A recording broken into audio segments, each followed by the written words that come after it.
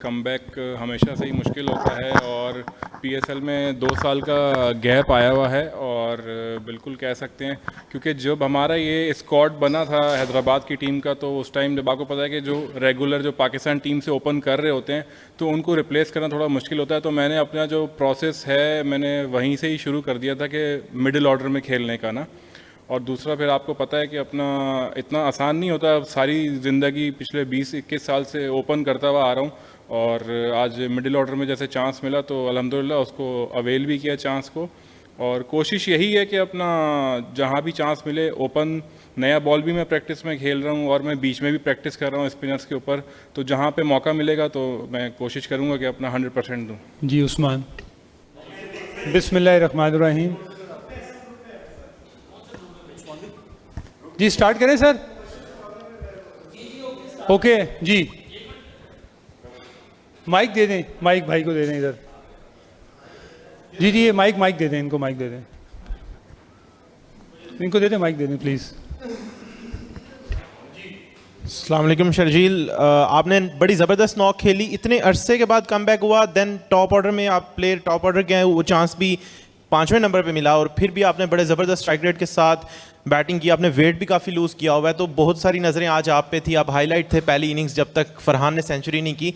एक तो आप बताइएगा कि आप अपना प्रोसेस जिसके थ्रू आप यहाँ तक पहुँचे हैं, एंड कोई इरादा है पाकिस्तान टीम में भी कमबैक करने का, क्योंकि आपकी बैटिंग तो काफ़ी अग्रेसिव थी।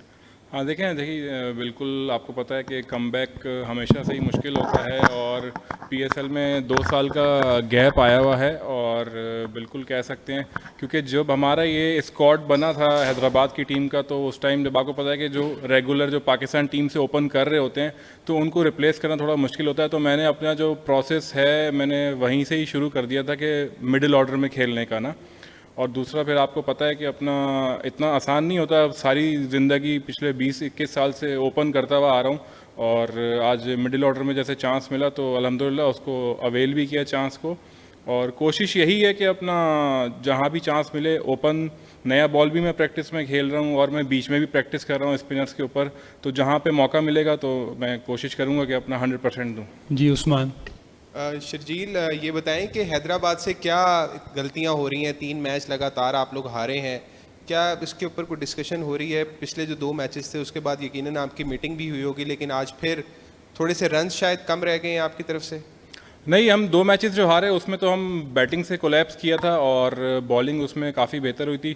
तो आज हमने बैटिंग अच्छी की है, तो मैं समझता हूँ थोड़ा सा अभी ड्यू बहुत ज़्यादा हो गई थी, तो उसे थोड़ा बॉलर्स को ना बॉल करने में थोड़ी सी मुश्किल हो रही थी और फर्स्ट इनिंग में इतना ड्यू नहीं था, सेकंड इनिंग में काफ़ी ड्यू था। तो आज जैसे हमने 226 का हमने टारगेट दिया था, तो आज तो हमें मैच जीतना चाहिए था, लेकिन क्रिकेट है और ड्यू बहुत थी। और दूसरा कि अभी हमारी टीम बिल्कुल नई बनी है, तो इसको मैं समझता हूँ थोड़ा सा जेल होने में थोड़ा सा टाइम लगेगा, तो थोड़ा थोड़ा आहिस्ता आहिस्ता करके इम्प्रूवमेंट आएगी इंशाल्लाह। जी जुल्कुनैन। अच्छा शर्जील, लबूशन एज कैप्टन आपको कैसे लग रहे हैं? और दूसरा ये आपने कहा कि मुश्किल होता है आप मिडिल ओवर्स में आके खेलें, तो आपका पक्का प्लान है कि पूरा टूर्नामेंट आपने मिडिल ओवर में ही खेलना है या कुछ चांस है पोजीशन चेंज होने का? देखें, अपना जहाँ पे टीम को रिक्वायरमेंट होगी मैं रेडी हूँ, मैं ओपन भी कर सकता हूँ, मैं मिडिल ऑर्डर भी खेल सकता हूँ, क्योंकि मैंने प्रैक्टिस जो जब से टीम बनी है तो 1-1.5 महीने का टाइम जो भी मिला है उसमें मैंने हर तरह से प्रैक्टिस की है। नए बॉल की भी की है, मैंने पुराने बॉल की भी की है, मैंने स्पिनर्स के ऊपर भी की हुई है और कोशिश यही है कि जहाँ पे चांस मिले, क्योंकि मैं रेडी हूँ, ओपन कराएंगे ओपन के लिए भी रेडी हूँ और अगर मिडिल ऑर्डर खिलाना है तो मैं मिडिल ऑर्डर के लिए भी रेडी हूँ। और दूसरा आपने कैप्टन की बात की, देखें उनका एक वर्ल्ड वाइड एक एक्सपीरियंस है और नो डाउट एक बहुत बड़ा नाम है क्रिकेट के लिए, तो हमारी कोशिश यही है कि अगर ड्रेसिंग रूम हमारे साथ शेयर करें तो हमने उनसे चीज़ें सीखनी है। तो बस कोशिश यही है कि जितना जब तक वो हमारे साथ हैं हम उनसे सीखेंगे और जो भी डिस्कशन होती है हम उनसे बात भी करते रहते हैं। जी इजाज़।